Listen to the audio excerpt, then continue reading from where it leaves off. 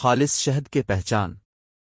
چونکہ فی زمانہ میں ملاوٹ کی وبا عام طور پر کچھ زیادہ ہی پھیلتی جا رہی ہے، اس لیے کسی بھی چیز کے معیار کو پرکھنے کے لیے کئی طریقے پائے جاتے ہیں۔ اسی طرح شہد کے اصلی ہونے کی پہچان کے کئی طریقے ہیں۔